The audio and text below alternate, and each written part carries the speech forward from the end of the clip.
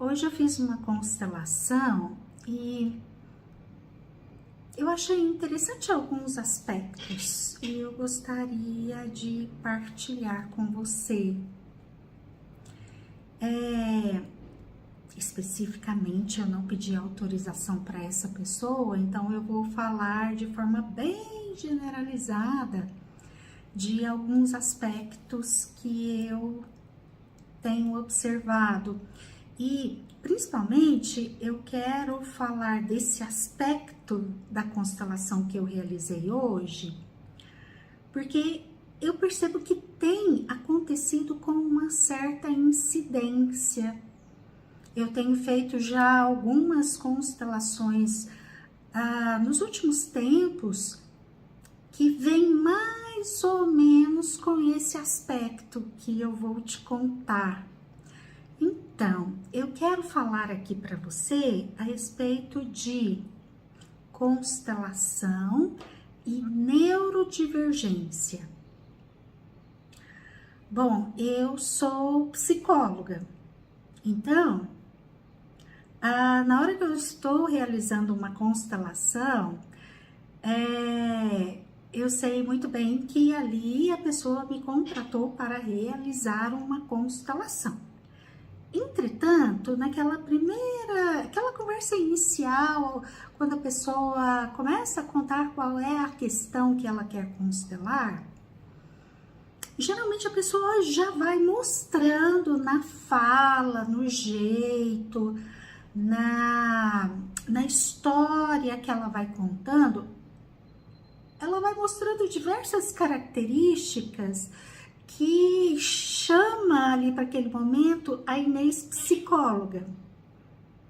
Veja bem que complicado, né? Entretanto, a pessoa contratou ali naquele momento a Inês consteladora. Então, quando eu percebo traços de neurodivergência, ou seja, por vezes um autismo nível 1 de suporte, por vezes um TDAH, por vezes uma hiperdotação. Então, eu peço licença para a pessoa e falo, olha, eu gostaria de sinalizar para você algo como uma sugestão para que depois você investigue. Por quê? Nós vamos realizar aqui uma constelação. A constelação, ela atua no nível sistêmico. E se você for neurodivergente, e aí eu falo para ela, né? Qual é a neurodivergência que tem ali alguma suspeita. Então, se você for neurodivergente, então tem aspectos fisiológicos que uma constelação não vai abranger, não vai repercutir tanto lá no fisiológico. Então, eu explico para ela daquela neurodivergência, é claro que rapidamente, e deixo ali uma sugestão para que ela busque informações e, se fizer sentido, que ela busque um diagnóstico. E hoje, especificamente, eu constelei uma mulher que, meu Deus, como ela me mostrava características de hiperdotação. Semana passada, eu constelei uma outra mulher também, que eu tive que fazer mais ou menos esse mesmo script. Antes de fazer a constelação, tive que pedir licença para falar algo da psicologia que eu estava observando e deixar ali uma sugestão de que ela buscasse um diagnóstico.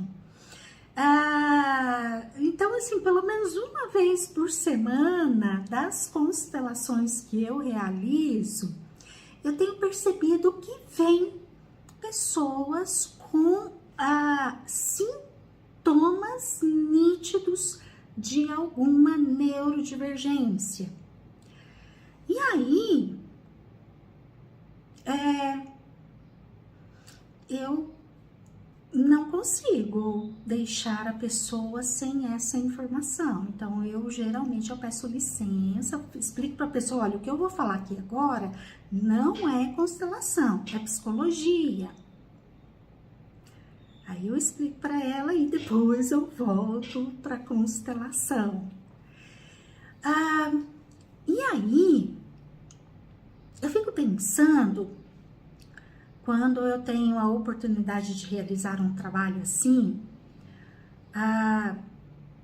primeiro que, geralmente, ao final dessa constelação, a pessoa vai me agradecer muito, porque aquele direcionamento que eu dei lá no início, falando de uma possível neurodivergência, no geral, a pessoa nunca tinha cogitado aquela possibilidade. E aí, deixa eu falar da hiperdotação. A hiperdotação é uma neurodivergência, ou seja, o que é a neurodivergência? É um cérebro que funciona um pouco diferente, de uma maneira atípica, ou seja, de uma maneira diferente daquela maneira que é o esperado para que um cérebro de um ser humano funcione, com determinadas características, determinadas funções preservadas. A neurodivergência é a hiperdotação, ou algumas pessoas chamam de altas habilidades, é uma neurodivergência que não é um transtorno, é uma condição.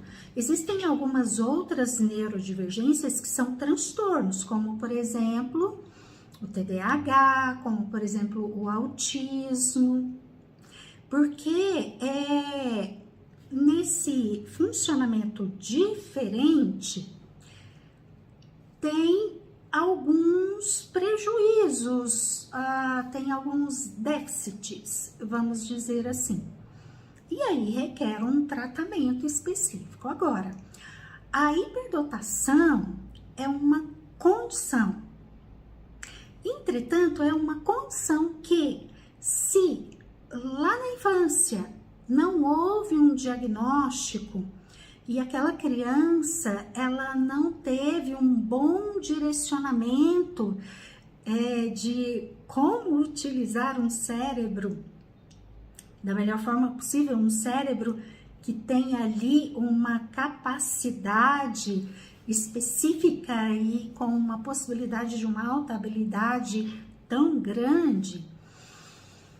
Então, se essa pessoa não teve o diagnóstico lá na infância, e principalmente se essa pessoa nasceu numa família disfuncional, geralmente ela vai ter um adoecimento ao longo da vida por conta exatamente de ter um cérebro que funciona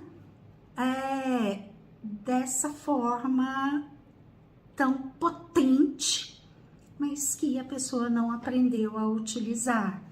Então, a hiperdotação, ela vai sim repercutir de uma forma negativa se a pessoa não tiver tido o diagnóstico na infância e uma boa condução para ela aprender. Eu costumo brincar, uma metáfora, para ela aprender a usar a Ferrari. Normalmente, essa metáfora da Ferrari, eu utilizo ela para falar da neurodivergência. Mesmo quem é autista, mesmo quem tem o TDAH ou outros transtornos que compõem a neurodivergência, tudo bem, tem déficits, tem dificuldades, mas em certos aspectos é uma mente, principalmente o autismo nível 1, tá? Talvez nível 1 de suporte, talvez os outros níveis de suporte aí têm prejuízos maiores, né? Mas o autista nível 1 de suporte, geralmente ele vai ter algumas habilidades que é como ter uma Ferrari. Só que se ele não aprender a dirigir a Ferrari, não souber onde que tem que, qual a pista que tem que colocar a Ferrari, ele acaba tendo um funcionamento como se a Ferrari dele tivesse numa estrada de terra toda esburacada, ou seja, diversos equívocos que na verdade são crenças limitantes, distorções cognitivas, né? E principalmente a falta de suporte, que aí vai gerar um problema muito grave, um prejuízo muito grave. E referente ao TDAH também da mesma forma, tá? E quando trata-se, portanto, de constelação, essa pessoa vem para a constelação para olhar um assunto X. E se essa pessoa ela é neurodivergente, não tem o diagnóstico, portanto, não tem o tratamento específico, ela vai vir com uma queixa, com uma questão que, ok, tem a lente sistêmica a ser olhada, trabalhada a ordem, sempre tem. Mas tem a lente fisiológica, que se a pessoa não for atrás, ela vai ver muito pouco resultado da constelação dela, porque aí ela fica com aquela expectativa, né? Vou dar um exemplo. Vamos supor que a pessoa veio constelar uma questão referente a relacionamentos afetivos. Ok, vai ter aí uma lente sistêmica atuando ali naquele prejuízo que a pessoa percebe nas relações afetivas dela? Sim. Agora, se ela tem uma neurodivergência e não sabe disso, então ela vem com uma expectativa para a constelação. E ela não vai ter um bom resultado da constelação. Ou seja, a percepção dela vai ser de que a constelação até ajudou um pouquinho, mas não mudou muita coisa. O bloqueio, a dificuldade, as características com as quais ela sempre se posicionou na relação afetiva vão se manter, no geral, tá? Por quê? Porque se ela não for lá para parte fisiológica e estudar e se compreender no seu transtorno ou na sua condição neurodivergente, ela vai ficar procurando em outros lugares, como por exemplo na área sistêmica, uma solução, e não, a solução não tá lá, ok? Então tem que ser sim um olhar multidisciplinar nestes casos. Eu gosto muito de dar essa orientação, e então quando faz sentido para a pessoa ela vai ter que buscar um tratamento. Primeiro um diagnóstico e depois o tratamento. Aí cada neurodivergência tem o seu tratamento específico, tá? Por exemplo, da hiperdotação é terapia. Porque a pessoa ficou ali uma vida inteira sem saber que tinha uma Ferrari, o cérebro que funcionava como uma Ferrari, e por vezes sendo muito desqualificado pela família, principalmente se a família tiver aspectos narcisistas, essa família vai desqualificar imensamente toda aquela capacidade que a pessoa tem. E aí a pessoa chega à vida adulta com diversos equívocos, uma coleção de crenças limitantes. Então, em terapia, isso é olhado e cuidado, principalmente se na terapia houver a informação do diagnóstico. Porque aí, para o profissional que atende essa pessoa, fica mais fácil encontrar as explicações e direcionar o paciente. Bom, dando aqui um exemplo, né, de uma neurodivergência. Entrei aqui, portanto, só para partilhar isso com vocês e quero desejar um bom restinho de dia. Hoje, sexta-feira, Portanto, um bom final de semana para vocês também, tá? Um grande beijo a quem entrou aqui comigo. Que felicidade tê-los aqui.